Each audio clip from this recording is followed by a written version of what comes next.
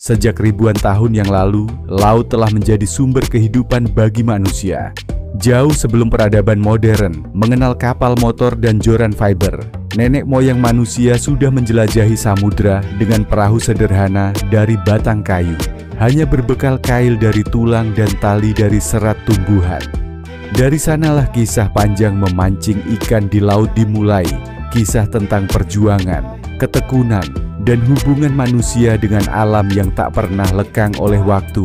Di masa prasejarah, memancing bukan sekadar hobi atau olahraga seperti sekarang, melainkan cara bertahan hidup.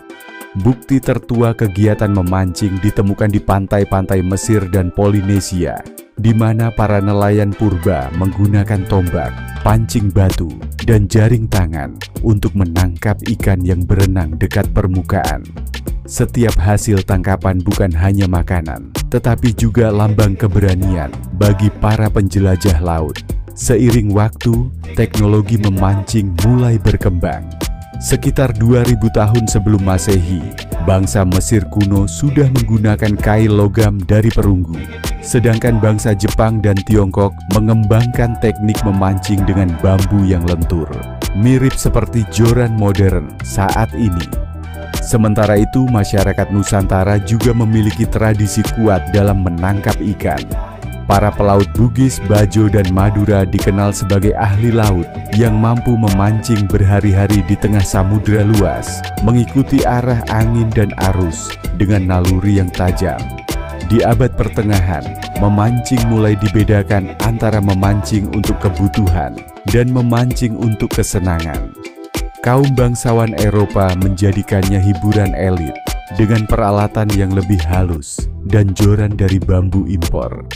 Di sisi lain, para nelayan Asia Tenggara tetap menjadikan laut sebagai ladang utama mereka.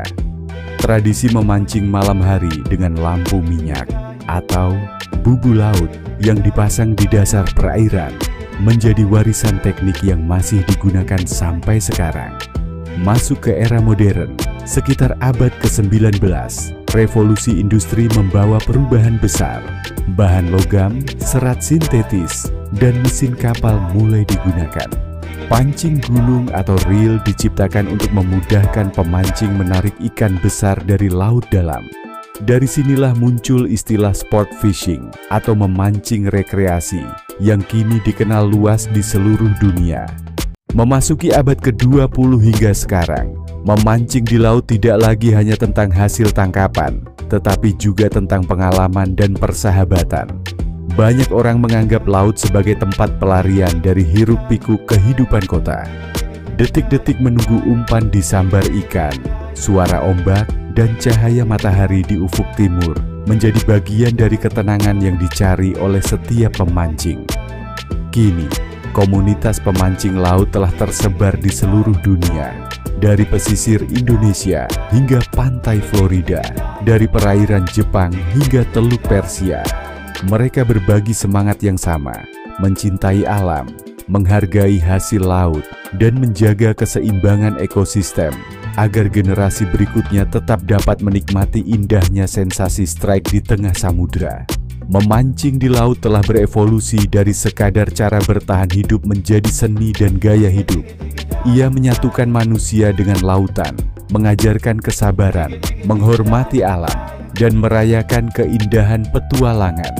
Sejarah panjangnya adalah bukti bahwa hubungan manusia dengan laut tak akan pernah putus. Selama masih ada ombak yang berdebur dan matahari yang terbit di atas cakrawala biru,